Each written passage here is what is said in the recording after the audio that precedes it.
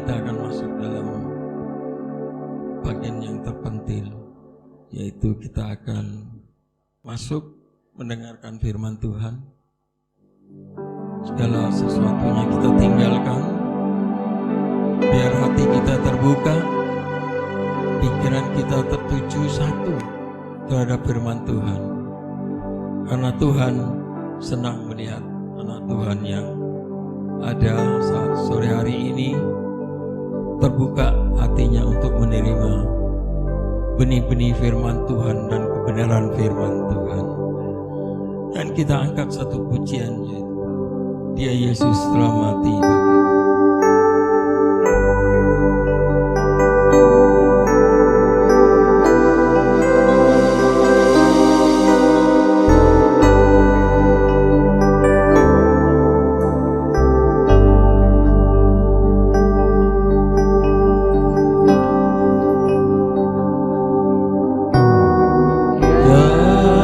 Yesus telah mati bagiku.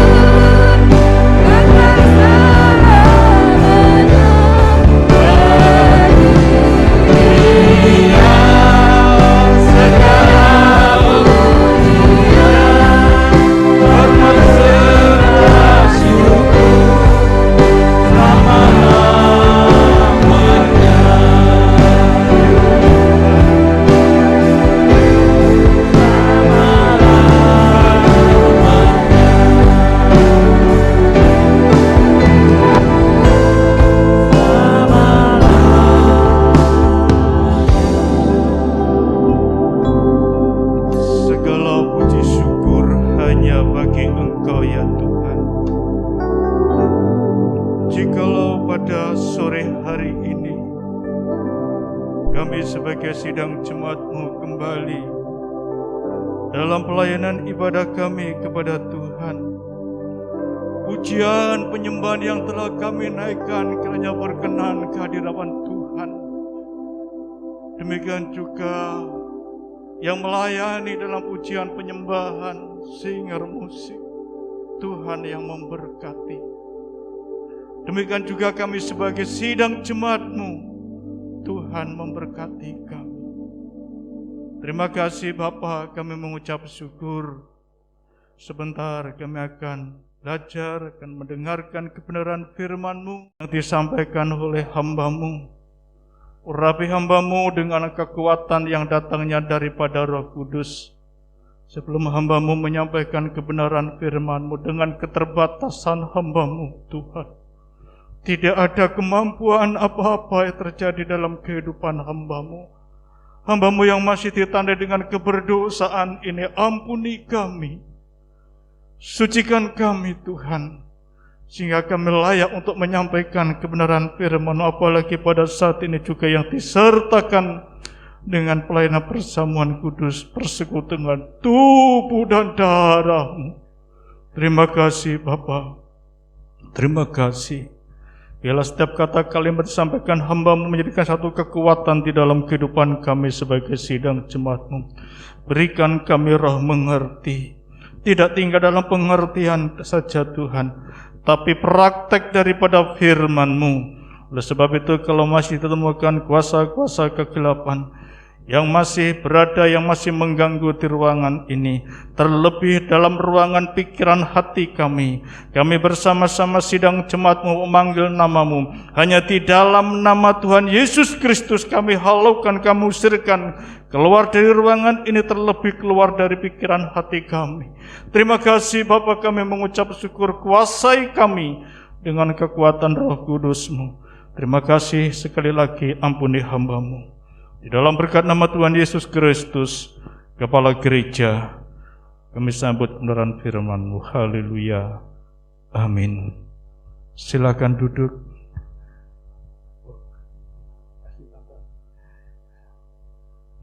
Salam Bapak Ibu yang dikasihi Tuhan. Salam, puji nama Tuhan. Pada sore hari ini kita kembali dalam pelayanan ibadah kita kepada Tuhan. Ya, kalau tidak salah saya sudah ketiga kali untuk bersama-sama dengan Bapak Ibu dalam pelayanan ini. Waktu itu atau beberapa tahun yang lalu masih ada almarhum Andri. Terus selesai itu 2019 kalau tidak salah, sebelum Corona, dan sekarang. Ya, terima kasih Tante, ya, Ibu Gembala, di mana pada sore hari ini firman Allah dipercayakan kepada saya untuk disampaikan. Sebab itu sebelum kami menyampaikan kebenaran firman Allah, kami akan bersaksi sedikit, ya, apa yang Tuhan berikan kekuatan dalam kehidupan kami. Seperti pujian terakhir, hanya kemuliaan bagi nama Tuhan. Walaupun ini pernah kami saksikan beberapa tahun yang lalu, tapi tidak mengapa saya mengulang kembali bahwa kalau saya bisa berdiri sampai saat ini, itu hanya kemurahan daripada Tuhan.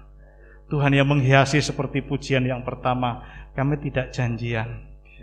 Kami tidak janjian, Tuhan menghiasi. Kenapa saya katakan menghiasi? Ya, selama kurang lebih 9 tahun di mata ini, mata sebelah kiri ada tumor. Saya tidak tahu kalau itu tumor, ya. Tapi Tuhan tolong, ketika kami kontrol di Malang, maka karena kami tidak tahu kalau itu tumor, setelah dibiopsi baru tahu kalau itu tumor, baru dilakukan tindakan kemo. Ya, kemo 12 kali, yang seri pertama 6 kali, dan seri kedua 6 kali. Jadi keadaan tidak seperti ini Bapak Ibu, kami sangat kurus, ya, muka pucat. Ya, saya tidak sempat untuk nge-share fotonya. Tapi Tuhan tolong, ya, Tuhan tolong hampir 1 tahun, ya, 2007, 2018, terus terakhir 2019 kami operasi mata. Dan setelah seterusnya Tuhan tolong sampai sekarang mujizat tetap nyata dinyatakan. Diharapkan juga kepada kehidupan sidang jemaat, jangan lemah, jangan loyo. Ya, seringkali kita mendengar dari hamba Tuhan bahwa mujizat Allah itu masih ada dan tetap ada sekarang sampai selama-lamanya. Jangan takut, jangan gentar menghadapi situasi seperti ini. Sering saksi juga kepada tetangga dan lain sebagainya. Ada juga yang mengatakan, wah ini umurnya nututi atau tidak, sebab kondisi seperti itu. Enggak berdaya, enggak ada kekuatan, tapi hanya kekuatan kami kepada Tuhan yang memuji dan menyembah Tuhan saja. Yang memuji dan menyembah Tuhan, Tuhan tolong sampai saat ini. Ya, sampai saat ini. Tapi percayalah Bapak Ibu, Tuhan pasti menolong Bapak Ibu dalam setiap pergumulan, mungkin penyakit, permasalahan yang terjadi, pasti Tuhan tolong. Tapi jangan lemah. Ya, Roma 12 kalau tidak salah, jangan kendor. Kerajinan, ayo kita semangat, kita ada satu motivasi dari kebenaran firman Allah, kita jangan kendor. Kita tetap semangat. Ya. Maka tadi sampaikan, kalau sampai hari ini kami bisa ini hanya karena kemurahan Tuhan. Ya, tidak lepas doa daripada Ibu Gembala yang selalu men-WA saya gitu ya. Kami selalu mohon dibantu doa. Sebab doa orang benar sangat khasiat kuasanya. Itu sebabnya kita saling mendoakan satu dengan yang lain, pasti ada kuasa yang besar dan Tuhan pasti tolong. Dan yang berikutnya, yang kedua, di mana kami di lingkungan kami Tuhan percayakan untuk memimpin satu kelompok kecil, lingkungan RT sampai sekarang itu hanya karena kemurahan Tuhan, bukan karena siapa-siapa. Dan perbuatan karena kemurahan Tuhan, terang itu sudah dinyatakan dalam kehidupan kita harus menjadi terang. Sebab itu mari Bapak Ibu yang dikasihi Tuhan, itulah sedikit kesaksian yang saya sampaikan kepada Bapak Ibu. Mari yuk kita hidup di akhir daripada akhir zaman ini, kita tetap semangat. Ya. Kalau kita loyo, kita kendor, ya, apalagi tentang kesehatan, aku kok gini ya, kendor-kendor maka tidak akan sehat-sehat, tidak akan tetap tambah menurun. Tapi kalau kita semangat, maka Tuhan akan pulihkan. Saya tambah sedikit kesaksian, waktu di Malang lihat itu banyak orang sakit. Kalau saya loyo, saya ada kekuatan, tapi begitu ada orang banyak sakit yang kepalanya besar, saya hanya menangis. Ya sama istri lihat itu yang saya lebih parah, itu ada lebih parah saya yang menangis. Menangis anak bayi yang kepalanya besar, bukan menangisi diri sendiri. Ya, kami dikuatkan, orang yang masuk situ bukan terus, wah down, tidak. Ada satu semangat, sebab apa? Satu dengan yang lainnya saling menguatkan. Ya, saling menguatkan. Itu sebabnya kalau dalam keadaan situasi mungkin kita kepepet, ayo kita sampai besar bersama-sama. Bapak Ibu bisa ke pastori atau lewat WA dan lain sebagainya. Sekarang sudah zamannya dukungan doa dari Ibu Gembala. Saya yakin pasti Tuhan memberikan satu kekuatan. Kita tidak bisa dengan kekuatan diri sendiri, tapi kalau ada yang saling mendukung dalam doa, kekuatan itu pasti terjadi.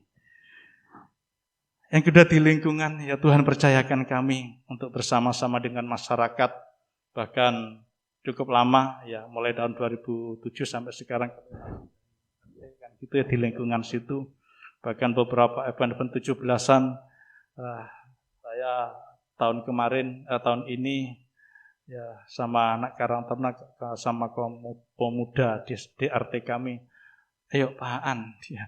Kata sambutan, ya nggak usah, saya nggak usah sambutan yang lain, enggak, diserahkan semua. Bahkan yang di luar dugaan, kalau ya saya nggak tahu di sini setiap malam 17-an itu ada namanya baritan, ya syukuran. Kalau kita syukuran, ya syukuran kendurian. Dan saya diminta untuk mengujubkan, ya mengujubkan, ya bla bla bla bla, sudah selesai. Ya. Tapi kalau di lingkungan masyarakat situ, untuk kalangan orang Kristen, kalau dia mau punya hajatan, artinya mungkin menikahkan anaknya, besok resepsi, biasanya kalau di desa kami hari ini dia syukuran, saya yang ngujubkan. Ngerti nggih, ngujubkan itu? Ya, ngujubkan. Tapi saya tidak pakai dinten pitu pekenan gangsal. Tidak pakai itu. Tapi pakai hari-hari yang Tuhan ciptakan dalam kehidupan kita. Itu sudah jadi berkat dalam kehidupan mereka semuanya. Mari Bapak Ibu yang dikasih Tuhan, itu sedikit yang bisa kami saksikan tentang pelayanan, tentang bersama-sama dengan masyarakat yang ada. Dan hari ini kita akan belajar kebenaran firman Allah yang terdapat di dalam suratan 1 Tesalonika pasal 5 ayat 1 sampai dengan ayat yang 11. 1 Tesalonika 5 ayat 1 sampai dengan ayat yang ke-11. Demikian bunyi firman Tuhan. Tetapi tentang zaman dan masa, saudara-saudara, tidak perlu dituliskan kepadamu. Karena kamu sendiri tahu benar-benar bahwa hari Tuhan datang seperti pencuri pada malam. Apabila mereka mengatakan semuanya damai dan aman, maka tiba-tiba mereka ditimpa oleh kebinasaan, seperti seorang perempuan yang hamil ditimpa oleh sakit bersalin. Mereka pasti tidak akan luput. Tetapi kamu, saudara-saudara, kamu tidak hidup di dalam kegelapan, sehingga hari itu tiba-tiba mendatangi kamu seperti pencuri. Karena kamu semua adalah anak-anak terang dan anak-anak siang, kita bukanlah orang-orang malam atau orang-orang kegelapan. Sebab itu baiklah jangan kita tidur seperti orang-orang lain, tetapi berjaga-jagalah, dan sadar. Sebab mereka yang tidur waktu malam, dan mereka yang mabuk waktu malam. Tetapi kita yang adalah orang-orang siang, baiklah kita sadar, berbaju sirahkan iman dan kasih, dan berketopongkan pengharapan keselamatan. Karena Allah tidak menetapkan kita untuk ditimpa murka, tetapi untuk beroleh keselamatan oleh Yesus Kristus Tuhan kita, yang sudah mati untuk kita, supaya entah kita berjaga-jaga, entah kita tidur, kita hidup bersama-sama dengan Dia.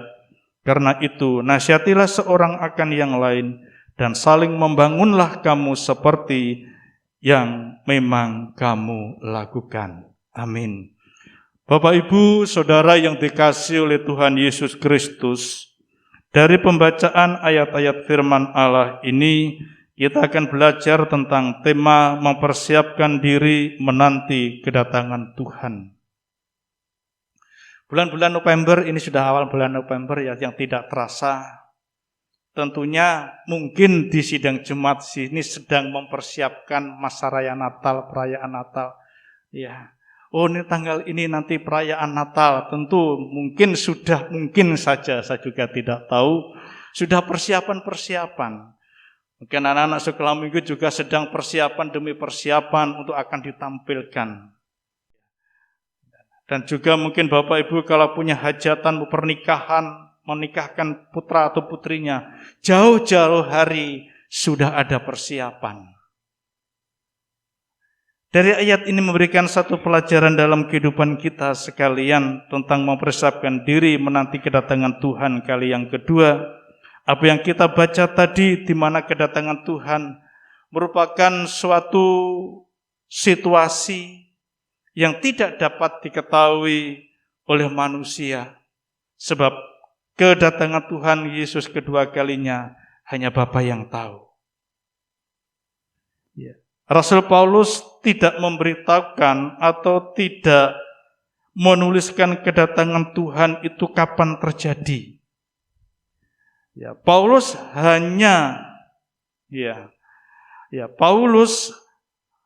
memberikan gambaran kepada sidang jemaat yang berada di Tesalonika bahwa kedatangan Tuhan Yesus kali yang kedua itu seperti yang tertulis dalam ayat yang kedua, yaitu seperti pencuri yang datang pada malam hari. pencuri yang datang pada malam hari. Nah, mengapa Paulus menggambarkan kedatangan Tuhan itu seperti pencuri pada malam hari? Sebab ketika kedatangan Tuhan Kristus seperti pencuri pada malam hari, ya seperti pencuri pada malam hari, ini menandakan bahwa tidak ada satu pun atau seorang pun yang mengetahui waktu dan masa kedatangan Tuhan kedua kalinya. Kalau saya tadi sampaikan hanya Bapa yang tahu. Dan itu berdasarkan Injil Matius pasal 24-36. Anak pun juga tidak, tapi hanya Bapa yang tahu. Gambaran ini yang kedua juga menunjukkan supaya sidang jemaat di Tesalonika tetap berjaga-jaga dalam segala hal. Sebab pencuri tidak tahu kapan datang, bahaya kapan datang, tidak tahu, tetap berjaga-jaga. Demikianlah kedatangan Tuhan kali yang kedua. Tidak ada seorang yang tahu. Tapi bagi kita sebagai anak-anak Tuhan, kita tetap berjaga-jaga untuk menantikan kedatangan Tuhan yang kedua kali. Hidup ini, hidup kita sewaktu-waktu mengalami kelemahan, mengalami rasa bosan, mengalami rasa jenuh, mengalami rasa seolah-olah ini tidak berdaya menghadapi segala sesuatu. Sebab itu, supaya kehidupan kita itu merasa tidak jenuh, merasa bosan, ayo kita ada iman, pengharapan, dan kasih. Mempersiapkan diri tentang kedatangan Tuhan kali yang kedua dengan cara kita tetap waspada. Tetap waspada. Ya. Jadi, cara mempersiapkan diri tentang kedatangan Tuhan kali yang kedua, atau kita menantikan kedatangan Tuhan yang kedua kali, yang pertama kita harus tetap waspada. Tetap memperhatikan hidup ini berkenan di hadapan Allah. Ayat yang ketiga dari 1 Tesalonika 5. Ya, 1 Tesalonika 5 yang ketiga tadi dikatakan demikian. Apabila mereka mengatakan semuanya damai dan aman, maka tiba-tiba mereka ditimpa oleh kebinasaan. Seperti seorang perempuan yang hamil ditimpa oleh sakit bersalin, mereka pasti tidak akan luput. Ya. Waspada terhadap apa? Yaitu tentang berita yang tidak benar. Sekarang ini banyak berita-berita tidak benar, berita hoax, berita palsu. Kita harus waspada itu. Ya. Berita tidak benar tentang apa? Kita membaca tadi, apabila mereka mengatakan semuanya damai dan aman, maka tiba-tiba mereka ditimpa oleh kebinasaan. Berita ini bagi orang yang tidak percaya kepada Kristus. Ya. Maka mereka berkata tentang damai dan aman. Ya. Maka mereka tidak berjaga-jaga. Atau mungkin kita sering mendengar dari orang lain, atau mungkin dari keluarga kita sendiri, atau mungkin dari saudara seiman sendiri, atau mungkin dari hati kita sendiri, dari diri kita sendiri. Allah, kiamat masih jauh. Ya. Kita tidak tahu kedatangan Tuhan itu kapan. Oleh sebab itu kita harus waspada. Jangan sampai kehidupan kita sebagai sidang jemaat terlena dalam zona nyaman, keenakan tubuh ini. Kita harus waspada dengan berita-berita yang menyangkal tentang kedatangan Tuhan kali yang kedua. Dia akan mengatakan, oh itu tidak benar. Itu bagi orang yang tidak percaya. Tapi bagi kehidupan kita yang percaya kepada Tuhan Kristus sebagai kepala gereja, kita sedang mempersiapkan diri kita untuk menanti kedatangannya. Ya, dikatakan kalau kebinasaan, kalau ayat yang ketiga tadi, maka tiba-tiba mereka ditimpa oleh kebinasaan. Saya membaca dalam Kamus Besar Bahasa Indonesia itu kemusnahan. Orang yang tidak percaya dan tidak berjaga-jaga, maka mereka akan mengalami kemusnahan. Tapi dalam terjemahan lain dikatakan kehancuran. Dikatakan kehancuran. Nah, sebagai sidang jemaat yang dikasihi oleh Tuhan Yesus Kristus, jangan percaya dengan adanya berita damai dan aman yang ditawarkan oleh dunia. Yang ditawarkan oleh dunia. Itu merupakan berita yang palsu. Karena memang mereka tidak percaya tentang kedatangan Tuhan kali yang kedua. Firman Allah yang kita baca telah menjelaskan bahwa dunia ini akan mengalami kemusnahan, kehancuran, kesengsaraan.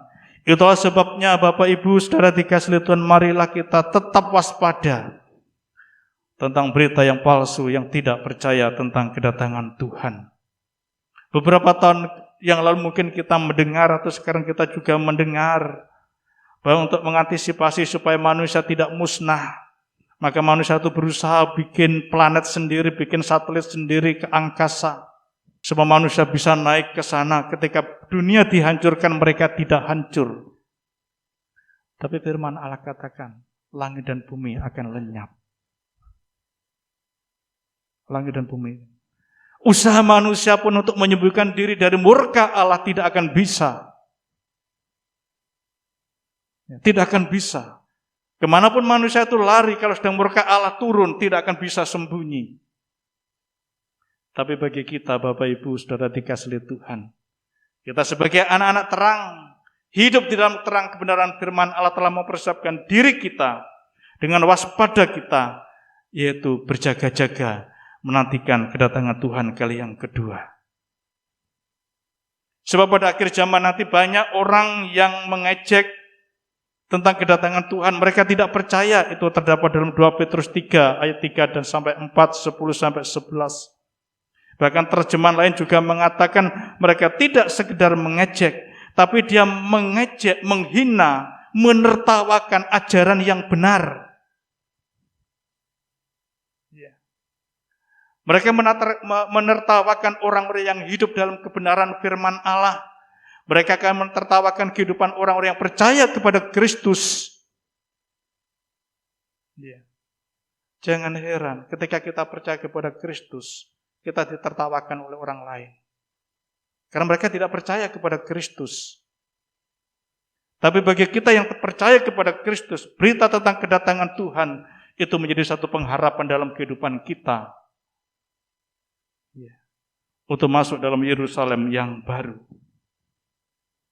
Dan kita lakukan kewaspadaan tentang kedatangan Tuhan kali yang kedua dengan sikap berjaga-jaga. Mari kita akan membaca dalam Injil Lukas pasal 21.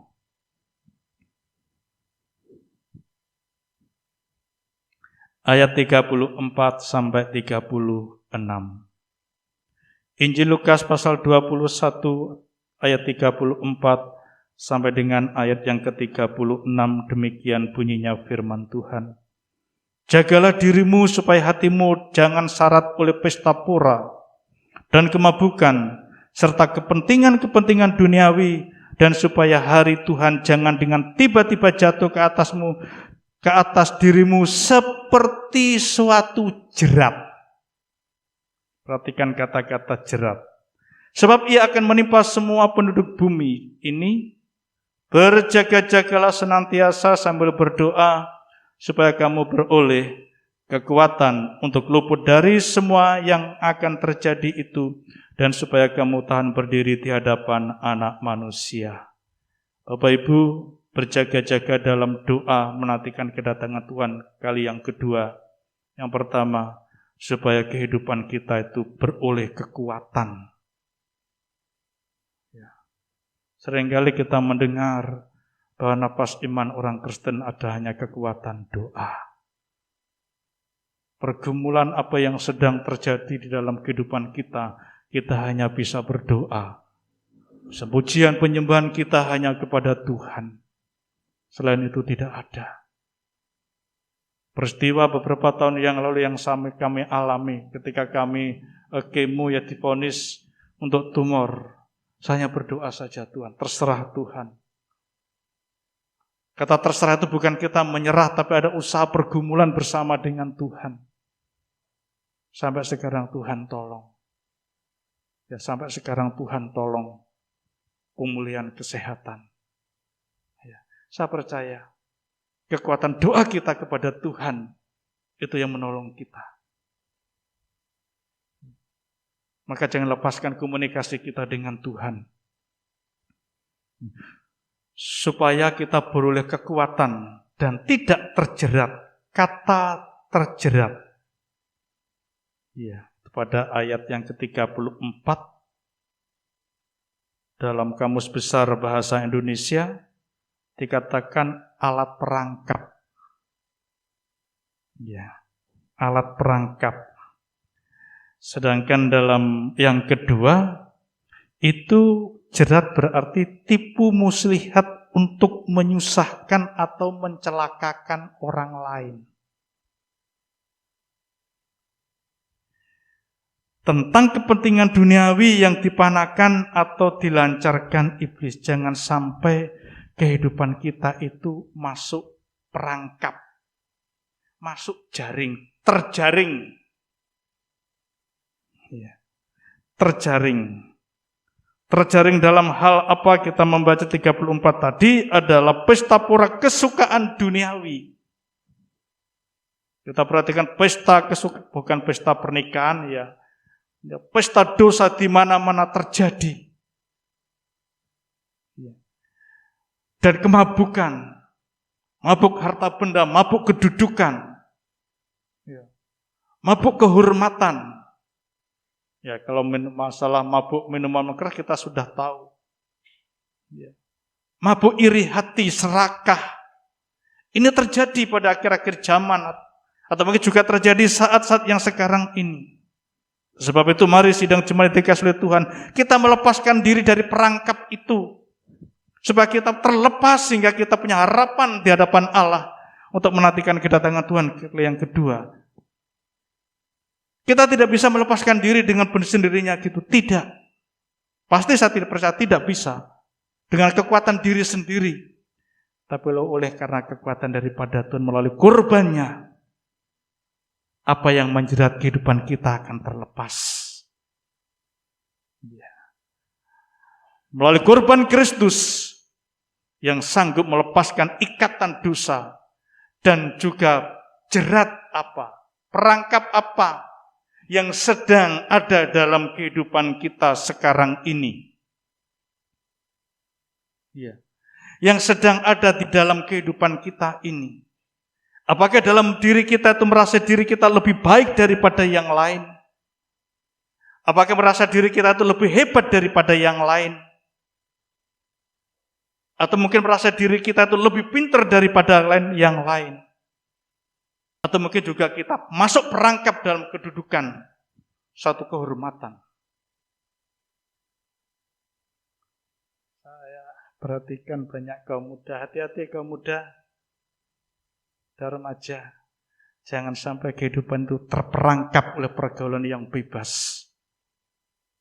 Ya. Kalau masuk dalam satu terperangkap dalam pergaulan bebas, pertama siapa yang dipermalukan? Orang tua. Anaknya siapa ini? Tidak sekedar orang tua. Pasti ditanya, dari gereja mana? Betul? Gereja, satu kebanggaan kenal. Gembala juga kena. Terlebih daripada itu, agamanya apa? Kristen, Tuhan yang dikenakan. Kita harus hati-hati. Ya, kaum muda hargai orang tua. Ya, hargai orang tua, hormati.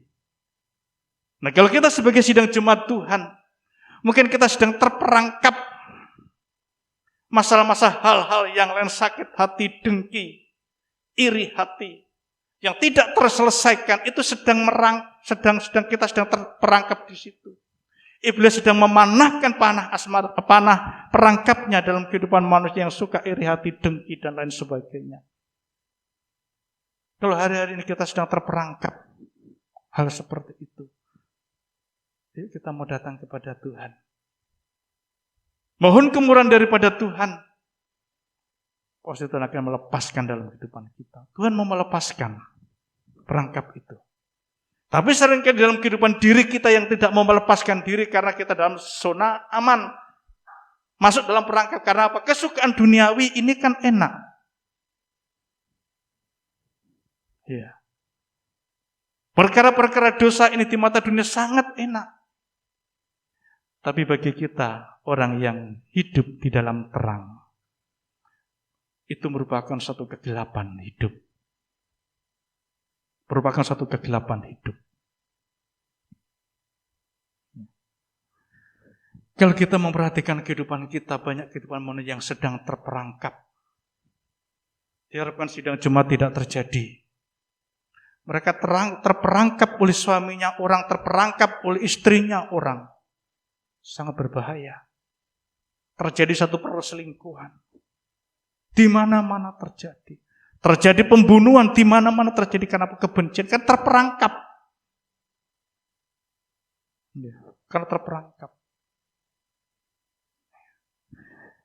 Karena mereka nggak ada kekuatan, mereka sedang terjerat.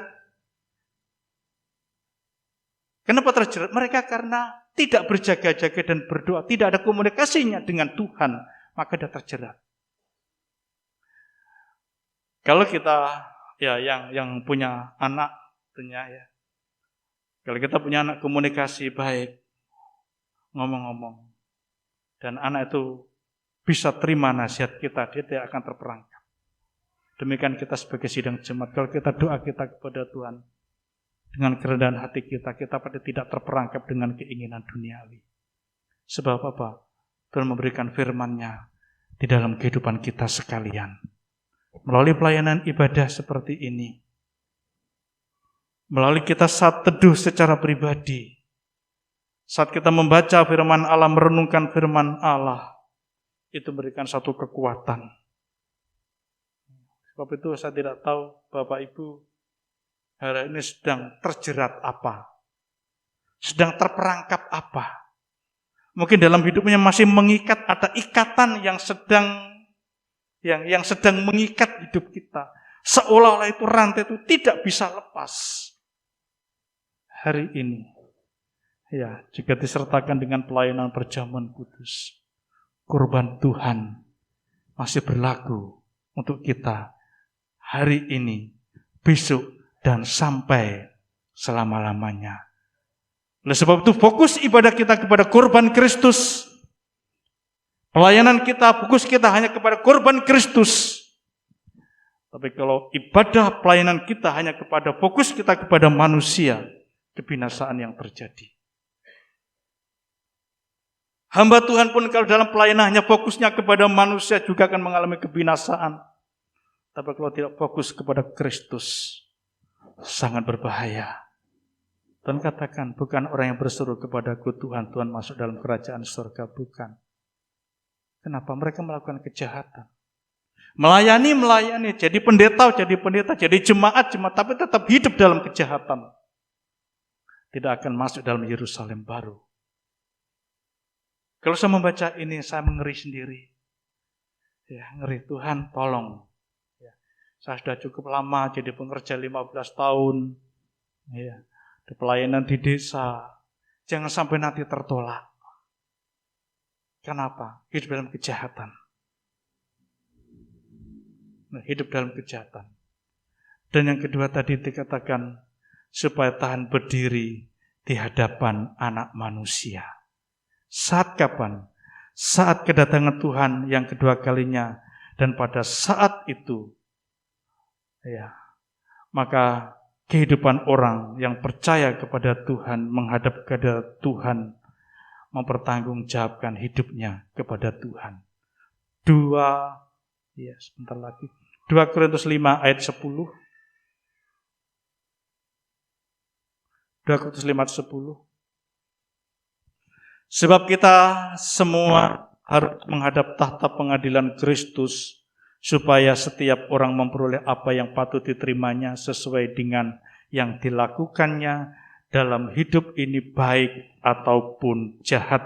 Jadi kehidupan kita menghadap tahta pengadilan Kristus, supaya kuatnya kita tetap berjaga-jaga dalam menantikan kedatangan Tuhan. Dalam kehidupan kita berdoa, mohon kemurahan daripada Tuhan. Ya, kewaspadaan kita. Ya, kata waspada itu mawas diri, memperhatikan hidup ini. Ya, diawasi dengan ajaran firman Allah. Maka Bapak Ibu, ya, kita sebagai jemaat Tuhan hidup dalam penggembalaan, di mana digembalakan, disitulah kita menerima ajaran firman Allah. Zamannya sekarang ya, karena corona banyak manusia jemaat melihat di YouTube. Enggak salah. Tapi kita sebagai domba-domba Allah tetap setia dalam penggembalaan di mana kita digembalakan. Sebab ada yang berpikir, saya di YouTube aja, kan dilihat di HP. Ya, saya enggak apa-apa. Kalau mau dibaptis, apa HP yang membaptis? Tidak kan?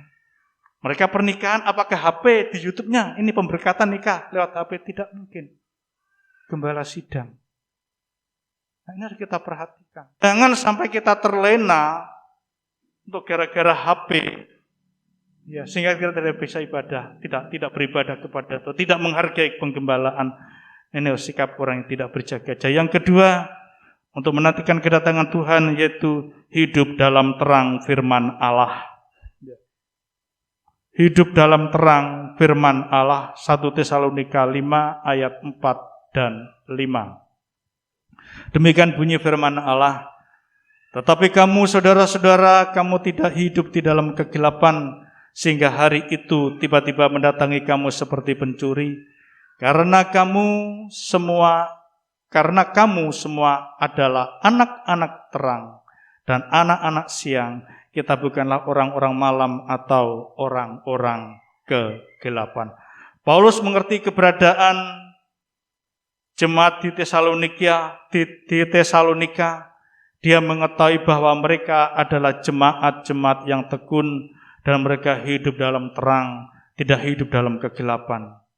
Apa yang Rasul Paulus sampaikan kepada sidang jemaat di Tesalonika, ini juga menjadi pelajaran di dalam kehidupan kita sekarang, bahwa setiap orang yang percaya kepada Tuhan akan mempertanggungjawabkan imannya di hadapan Tuhan. Oleh karena itu, setiap orang percaya harus bersiap sedia dan berjaga-jaga dalam menantikan kedatangan Tuhan.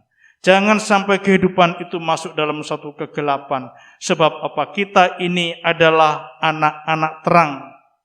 Firman Allah kalau bicara tentang kegelapan dalam Mazmur 74 ayat 20, itu adalah sarangnya kekerasan, sarangnya pembunuhan. Sedangkan 1 Yohanes pasal 2 ayat 15, kalau bicara kegelapan itu ada bicara tentang kebencian. Kebencian. Kalau anak-anak terang adalah hidup di dalam kasih. Tapi anak-anak gelap hidupnya dalam satu kekerasan, wataknya keras. Ngomongnya saja enggak terkontrol. Enggak terkontrol. Sehingga banyak orang yang tersandung. Karena hidupnya dalam satu kekerasan. Suka main keras. Enggak mau dinasihati, bagaikan besi yang tidak bisa dibengkokkan. Tidak bisa dibengkokkan. Sangat berbahaya orangnya semacam ini. Tapi bagi kita yang dalam terang firman Allah, ya, kita dalam kasih. Dan kita perlu datang kepada terang itu, yaitu Yesus. Akulah terang dunia. Ya. Firman Allah katakan demikian. Maka yang mengikut Tuhan Yesus, mereka tidak berjalan dalam kegelapan, tapi memiliki suatu terang. Itu terang hidup. Dan kalau kita sebagai terang hidup, Ya. Kalau kita sebagai terang hidup, maka kita menjadi teladan. Kita menjadi teladan, kita menjadi contoh. Seringkali kita tidak bisa jadi teladan. Kamu adalah terang dunia. Ayat ini menegaskan bukan lagi kita, bukan lagi perbuatan kita, tetapi lebih menegaskan kita ini loh terangnya. Yesus sudah memberikan terangnya dalam kehidupan kita tuh terangnya. Maka terang yang ada dalam kehidupan kita harus memancar. Sehingga orang lain mengetahui perbuatan dari yang kita lakukan, mereka akan memuliakan nama daripada Tuhan. Yang ketiga, dalam menantikan kedatangan Tuhan kali yang kedua, mempergunakan waktu. Kita menghargai waktu yang Tuhan berikan. Kita akan baca dalam 1 Tesalonika pasal 5 ayat 6 dan 7. Sebab itu baiklah, jangan kita tidur seperti orang-orang lain, tetapi berjaga-jaga dan sadar.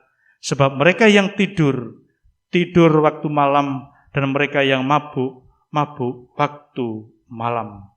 Nah, sidang jemaat yang dikasihi oleh Tuhan. Ayat ini memberikan suatu penangkap secara pribadi. Ayat ini memberikan suatu pengertian bahwa kita harus menggunakan waktu kita sebaik mungkin. Sebaik mungkin. Sebab ayat mengatakan sebab itu baiklah jangan kita tidur seperti orang-orang lain, tetapi berjaga-jaga dan sadar. Ada waktu. Ada kesempatan.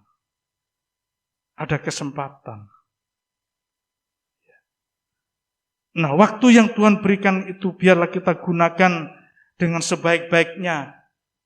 Ada saatnya nanti. Tapi kalau kita tidak bisa menggunakan saat yang tepat itu, maka kebinasaan yang terjadi. Sedangkan Efesus pasal 5 ayat 18 dan 9 ayat 15 dan 18, Efesus pasal 5 ayat 15 dan 18. Karena itu perhatikanlah dengan saksama bagaimana kamu hidup. Janganlah seperti orang bebal, tetapi seperti orang arif. Dan pergunakanlah waktu yang ada, karena hari-hari ini adalah jahat. Sebab itu janganlah kamu bodoh, tetapi usahakanlah supaya kamu mengerti kehendak Tuhan.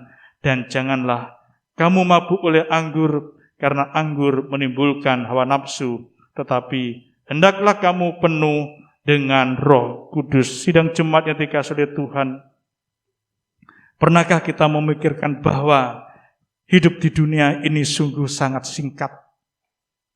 Pernahkah kita berpikir apa yang kita lakukan itu berkenan kepada Tuhan? Pernahkah kita berpikir apa perbuatan-perbuatan itu menyenangkan Tuhan? Nah, oleh sebab itu, jika kita ada waktu, diberikan kesempatan oleh Tuhan, gunakan kesempatan yang sebaik-baiknya. Kita diberi kesempatan untuk melayani baik main musik, mimpin puji-pujian, ya istilah sekarang WL singer, dan mungkin pelayan pekerjaan apapun yang Tuhan percayakan dalam kehidupan kita. Kesempatan yang Tuhan berikan, kita gunakan kesempatan dengan sebaik-baiknya. Kalau kita diberi kesempatan masih hidup ini, kita gunakan kesempatan hidup ini untuk memuliakan nama daripada Tuhan. Nasihat Rasul Paulus itu menjadi satu tantangan bagi kehidupan kita sebagai orang yang percaya. Dalam menantikan kedatangan Tuhan kali yang kedua, dengan kesimpulan yang pertama, kita harus waspada terhadap kepalsuan yang tidak percaya tentang kedatangan Tuhan, tapi tetaplah berjaga-jaga dan berdoa. Dan yang kedua, kita bukan lagi untuk melakukan terang itu, tetapi kita menjadi terang. Menjadi teladan di dalam dunia ini selama kita hidup di dunia ini. Dan yang ketiga, mari kita mempergunakan waktu yang ada. Ada saatnya tidur, ada saatnya bangun. Tapi kita sebagai orang-orang terang, kita tetap ada satu semangat. Hidup dalam terang kebenaran firman Allah. Waktu yang Tuhan berikan, gunakan dengan sebaik-baiknya. Amin. Ya, Bapak Ibu diberi kepercayaan dalam melayani di tempat di mana Bapak Ibu digembalakan. Gunakan waktu itu dengan sebaik-baiknya, penuh tanggung jawab di hadapan Tuhan. Tuhan Yesus memberkati kita semuanya. Saya mengundang untuk pemain musik. Dengan singer kita akan nyanyikan pujian Zaman Sekarang Berjagalah. Lagu ini cukup lama, ya, cukup lama. Tapi lagu ini menjadi satu kekuatan dalam kehidupan kita sekalian.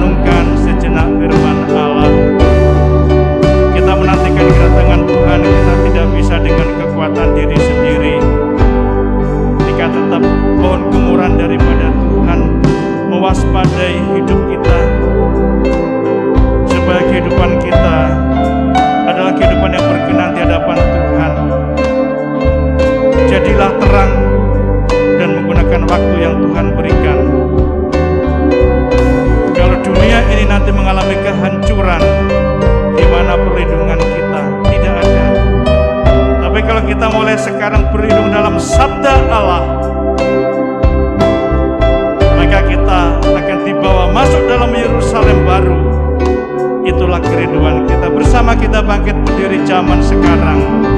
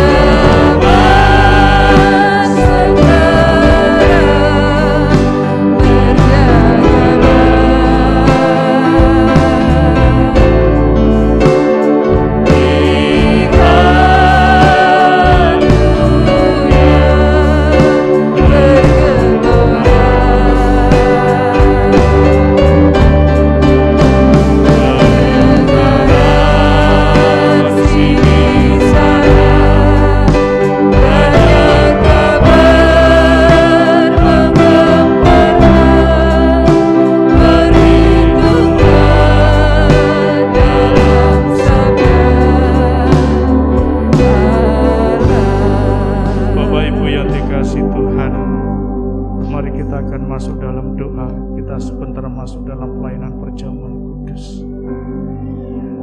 Kita tidak bisa lari kemana-mana. Saat ini kita diperhadapkan dalam pelayanan perjamuan kudus, pelayanan kurban Kristus, pelayanan perdamaian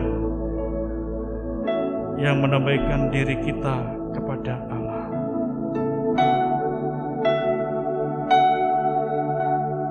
Haleluya.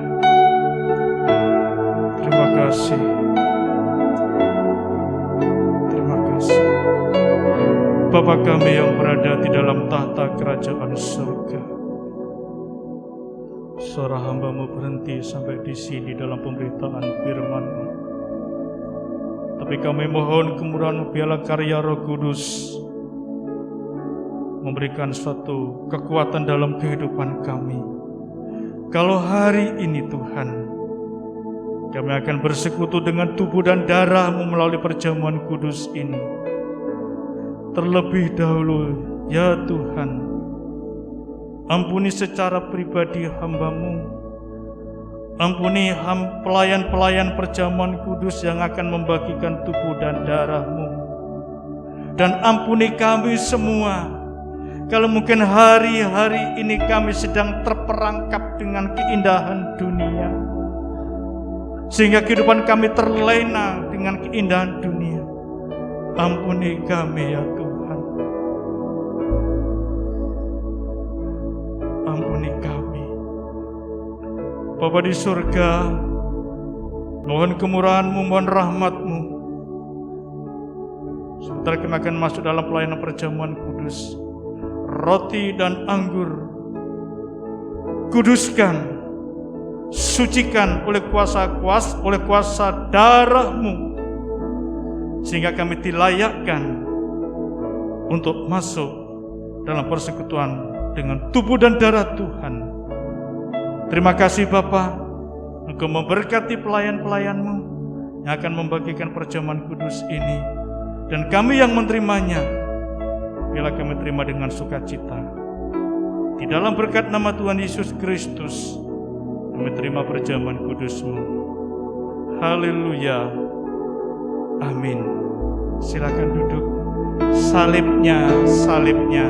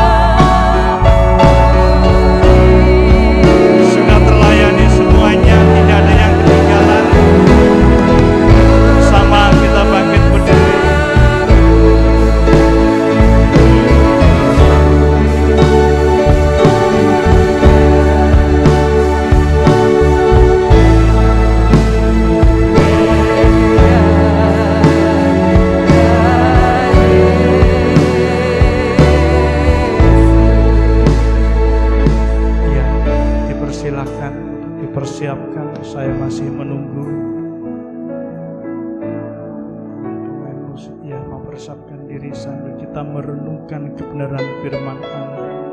Bapak Ibu, sebelum kita masuk dalam persekutuan tubuh dan darah Tuhan, adakah yang menjerat hidup kita? Sekarang bereskan kepada Tuhan. Mengalami tanda perdamaian. Mungkin anak terhadap orang tua, suami terhadap istri, istri terhadap suami.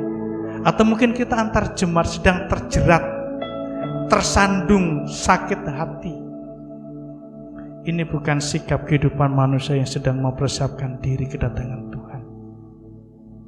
Ya, tapi sikap orang yang mempersiapkan diri, hidup dalam terang. Kita angkat roti tinggi-tinggi di atas kepala kita. Jangan dimakan dulu sebelum kita mendengarkan firman Tuhan. Sebab apa yang telah kuteruskan kepadamu telah aku terima dari Tuhan, yaitu bahwa Tuhan Yesus pada malam waktu ia diserahkan mengambil roti, dan sesudah itu ia mengucap syukur atasnya. Ia memecah-mecahkannya dan berkata, inilah tubuhku yang diserahkan bagi kamu. Perbuatlah ini menjadi peringatan akan aku. Bapak Ibu Saudara dikasihi oleh Tuhan, bukankah roti yang telah dipecah-pecahkan kita angkat tinggi-tinggi adalah persekutuan dengan tubuh Kristus? Mari kita makan bersama-sama dalam nama Tuhan Yesus Kristus. Makanlah.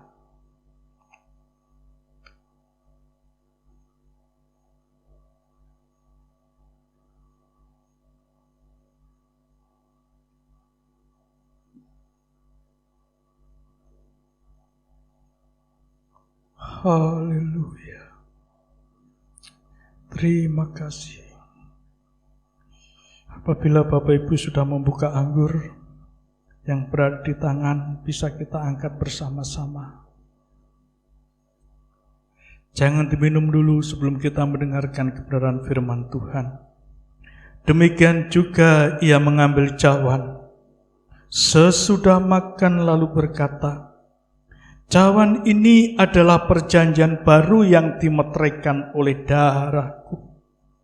Perbuatlah ini setiap kali kamu meminumnya, menjadi peringatan akan aku. Bapak Ibu yang dikasihi Tuhan, bukankah cawan pengucapan syukur yang kita angkat tinggi-tinggi adalah persekutuan dengan darah Kristus? Mari kita minum bersama-sama dalam nama Tuhan Yesus Kristus. Minumlah.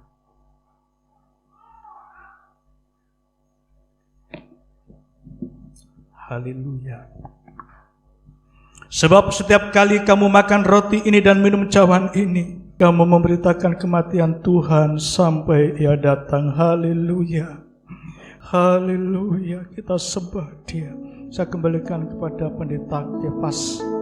Ya, pendeta pembantu Kefas. Terima kasih Tuhan. Haleluya. Haleluya.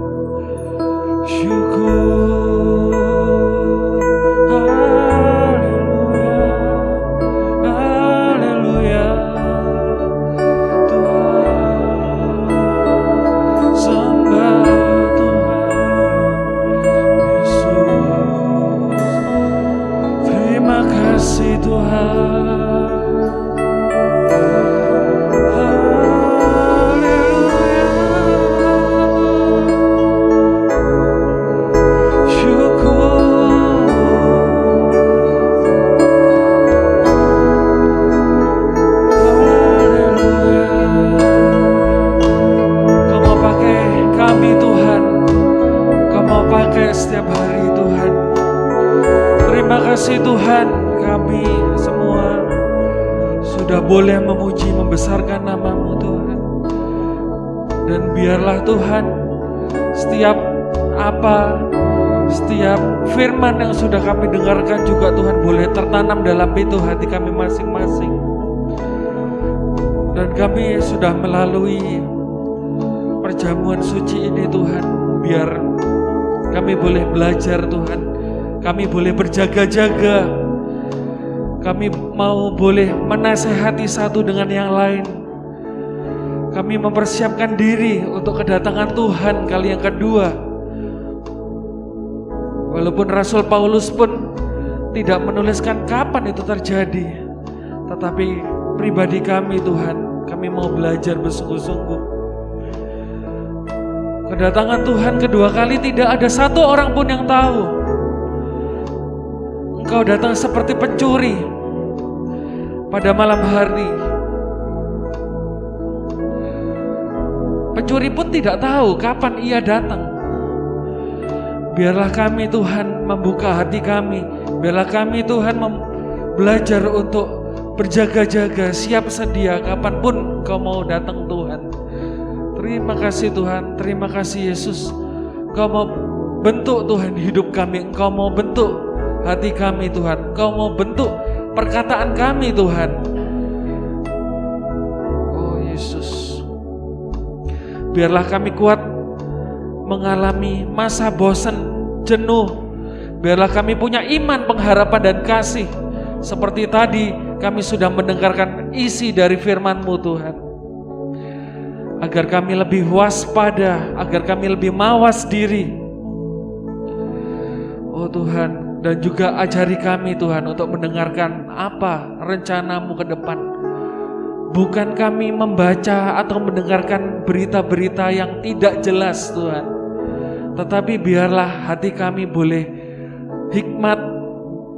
Engkau memberikan hikmat, kepandaian, akal budi yang daripada-Mu saja Tuhan, agar kami bisa dapat melangkah maju Tuhan dengan-Mu Tuhan. Terima kasih Yesus, terima kasih Tuhan. Dan Tuhan, biarlah janganlah kita jatuh ke dalam perangkap si jahat. Ketika kita bisa bangkit Tuhan, dan kita punya pengharapan kepada-Mu Tuhan, Engkau akan memegang selalu jalan kehidupan kita Tuhan. Engkau mau juga patahkan Tuhan dalam nama Tuhan Yesus iri hati, dengki. Biarlah kami semua mau melepaskan itu, dan kami selalu bersyukur Tuhan kepada-Mu Tuhan. Apa yang sudah kami dapat Tuhan hingga hari ini, berkat rohani, berkat jasmani, berkat materi Tuhan. Oh Tuhan, biarlah kami juga bisa menyenangkan hati-Mu Tuhan. Biarlah kita hidup dalam terang cinta kasih-Nya Tuhan Yesus. Biarlah hidup kita ini selalu menyenangkan. Walaupun beban masalah yang kita alami, tapi kita percaya bahwa ketika kita bisa bersandar dengan Tuhan, ketika kita punya pegangan yang erat, ketika kita punya pengharapan yang teguh, kita bisa melalui itu semua dalam nama Tuhan Yesus Kristus. Oh Tuhan, biarlah kita selalu berjaga-jaga Tuhan.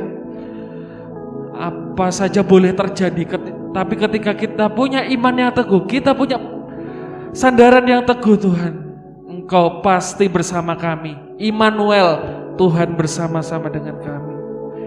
Terima kasih Tuhan, dan kami berdoa juga buat jemaat yang sakit Tuhan. Oh, sedang menderita sakit penyakit, Engkau mau sembuhkan Tuhan hari ini juga. Dalam nama Tuhan Yesus Kristus. Engkau juga memberikan kekuatan buat yang lemah. Engkau juga memberikan jalan keluar bagi yang punya masalah.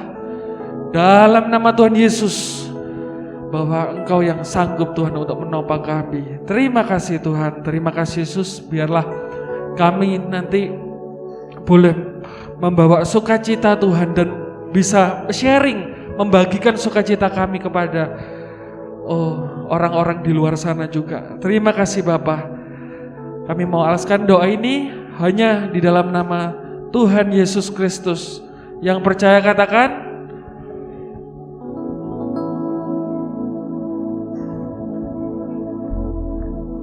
puji Tuhan.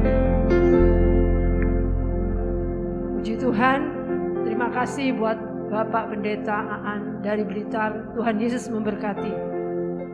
Mari saudaraku, kita akan memberikan persembahan di awal bulan ini di depan ya. Kita dengan berikan dengan sukacita, kita angkat pujian, sungguh ku bangga Bapa.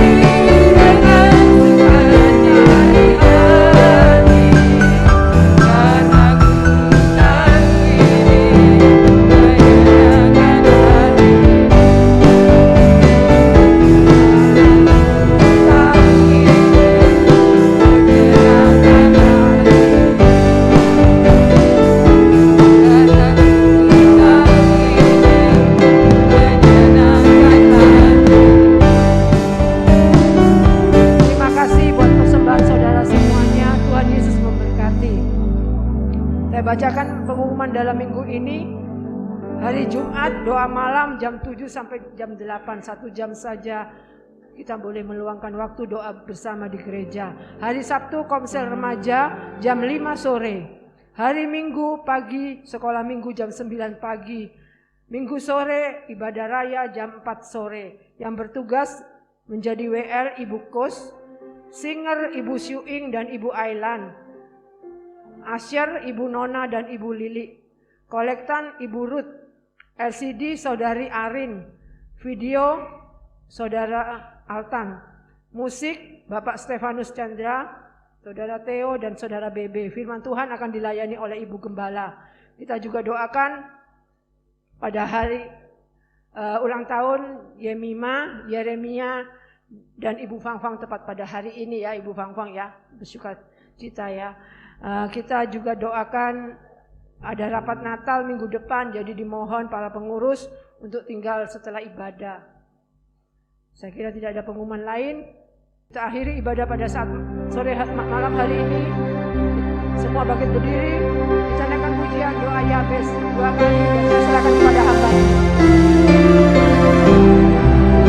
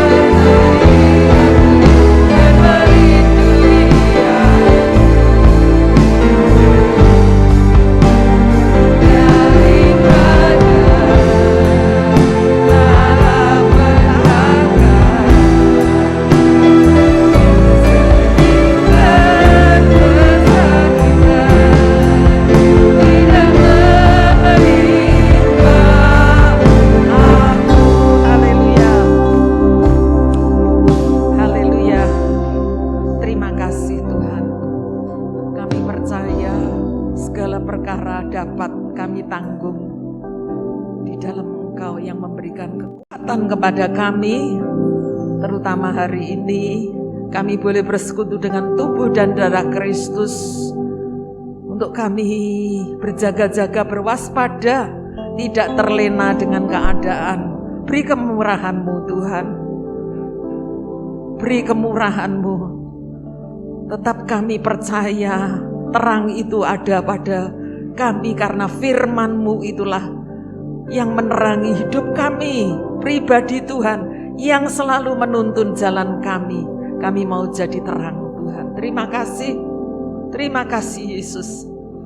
Sehingga kami juga boleh menjadi berkat terang bagi orang lain di sekeliling kami untuk menerangi kegelapan itu Tuhan. Jangan kami sia-siakan hidup yang Kau percayakan itu dengan tidak mempergunakan kesempatan ini Tuhan. Walaupun iblis seringkali mau mengganggu kami, tapi kami percaya kuasa Tuhan besar adanya. Haleluya Yesus. Terima kasih Tuhan, Engkau berkati kami semuanya. Engkau berkati hamba-Mu yang sudah melayani. Berkati Yesus jemaat yang ada di Blitar, Engkau berkati Tuhan. Terima kasih. Terima kasih Yesus. Dan saat ini kami berdoa bagi saudara-saudara kami yang Kau berikan kemurahan perpanjangan umur, baik untuk anak Yemima, Jeremia, juga Ibu Fang yang hari ini berulang tahun. Kami bersyukur Tuhan dengan kesempatan yang Kau berikan. Engkau memakai anak-anak-Mu Tuhan. Terima kasih Yesus. Kami serahkan ke dalam tangan-Mu juga saudara-saudara kami yang sedang bepergian. Engkau sertai kembali pulang dengan selamat, tidak kurangan suatu apapun. Kami berdoa juga untuk rencana anak-Mu yaitu Kefas yang akan pergi ke Lampung karena ada temannya sekolah Alkitab yang ada menikah di sana bersama teman-teman yang ada di Jakarta. Tuhan sertai besok perjalanan ke Jakarta dan lusa akan meneruskan perjalanan ke Lampung. Tuhan sertai, jauhkan, singkirkan segala mara bahaya Tuhan, sehingga boleh kembali dengan penyertaan Tuhan. Terima kasih. Kami serahkan para lansia yang ada, Tuhan berikan damai, sejahtera dan kekuatan yang ada. Terima kasih Tuhan.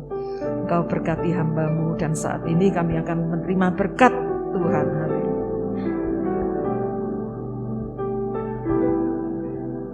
Bapak Ibu Saudara yang dikasihi oleh Tuhan, marilah kita pulang menerima berkat damai sejahtera dari Allah Bapa, cinta kasih sayang dari Tuhan Yesus Kristus, serta persekutuan dalam kuat kuasa Roh Kudus memberkati kita sekarang sampai selama-lamanya. Dalam berkat nama Tuhan Yesus Kristus yang percaya katakan amin.